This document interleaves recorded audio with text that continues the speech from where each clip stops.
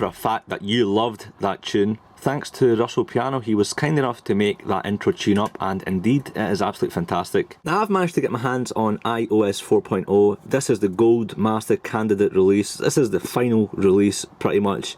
The official release of this operating system for the iPhone and iPod Touch will be on the June the 21st. That release will mainly have bug fixes. This is the Gold release, as I just said, so this is finalised. Developers have got their hands on this just now. They're testing their apps out, giving feedback to Apple for the final release in the next few days, and I must say I'm very, very impressed with what I'm seeing so far. It is superb, and they've done it right. They've done a great job, and I'm going to show you why.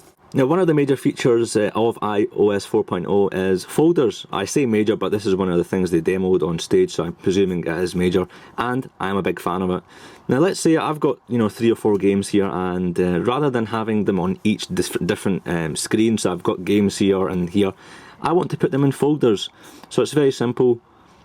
Drag that and put it into another game. So I've got I'm holding or dragging go-karting, and I'm going to put it over paper toss. And as you can see, it's saying put it in here, and I can rename the folder as I want. So it's simulation. I can put in games if I so want to, and have a gaming folder. That is superb, organising your apps. That was something that when Apple introduced the organise your apps within the iTunes on your Mac or PC, I liked it, but this has gone one step further, and folders is definitely something that I'm very keen on, and it works superb. One of the second features that is very interesting is multitasking. I know a lot of us have been waiting for this, but despite HTC, Android and all these other phones having multitasking, the fact that they all drain the battery, Apple have done it right, they've done it properly. Yes, they spent time on it, but they've done it properly, and I'm going to show you why. One thing is disappointing though, and I may be wrong about this, and maybe there's a fix coming for this, but I want to show you what I like about multitasking. So let's go into simulation and let's put a game on. Paper Toss is one of my favourite games, and let's put that on and demo this for you. So it's loading up and go into easy. Now while I'm there, the speed on this iOS 4.0 in general, superb, much speedier on the 3GS or the iPhone OS 3.0. This new operating system does speed things up in regards to everything from booting your phone up to opening applications, opening messages, whatever it may be. So let's play a game. Yes, right. So now you're playing a game and you're saying, okay, I want to go onto Twitter and check my Twitter status. So you would tap the home button twice, 1, 2, and it would open up. So you can make a phone call, you can go on Safari, you can open up a different game, settings, check your email, whatever. So in this instance, I want to go into Twitter, and so look at the speed of that. That is pretty cool. And here are all my Twitter status. Now I want to go back to that game, and here's the problem that I'm having. Opening the game up, and I want to go back to Paper Toss. Instead of resuming the game from where I stopped it, or paused it, it's restarting the application, which is that not kind of pointless? Correct me if I'm wrong, but yes, it's made it easier. I'm not having to press the home button and then going back to searching through all my apps. It's made it easier in that sense, but in terms of opening up the application, why does it reboot and open the application from point blank zero? So do let me know what the issue with that is. Now, one of the other things about iOS 4 is the fact that it's got orientation lock. I loved how they have a physical button on the iPad, so you can pretty much lock the screen in whichever landscape or portrait.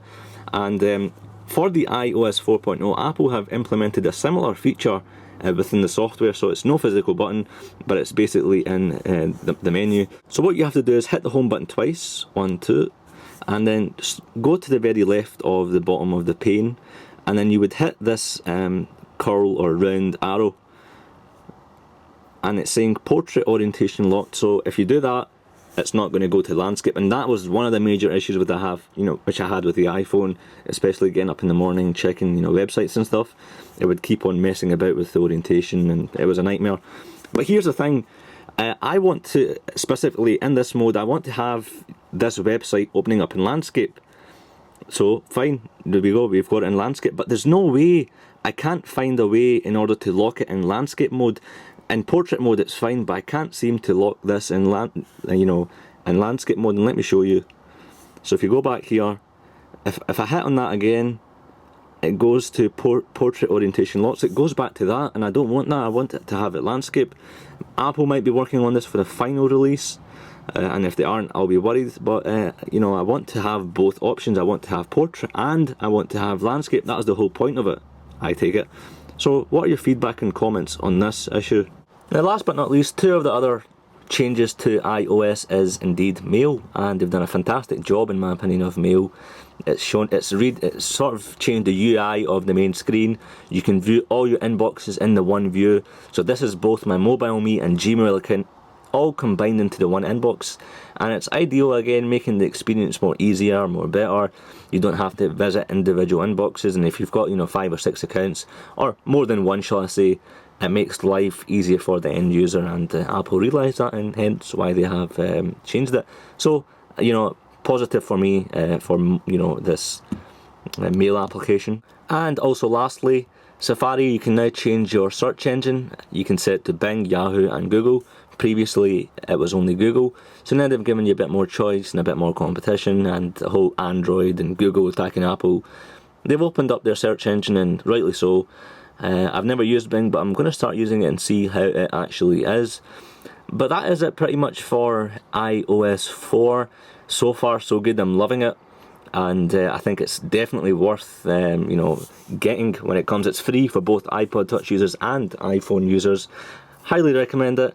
And here's something else that I've spotted, maybe I'm wrong, but I've never actually come across this, the Spotlight search. So now you can customize it as to what you want to appear in your Spotlight search. So if I go to Spotlight and I want to search something, it's only going to search those things that you've got ticked, which is pretty cool. I'm not entirely sure whether this was in iPhone OS 3. I'm sure it wasn't, and overall a very good experience with iOS 4.0. If you happen to be using this, what do you think?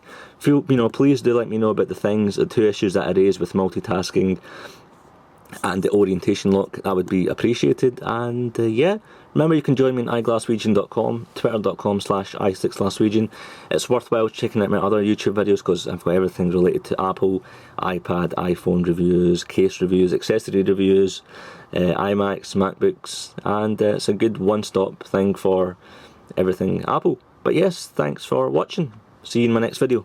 Cheers.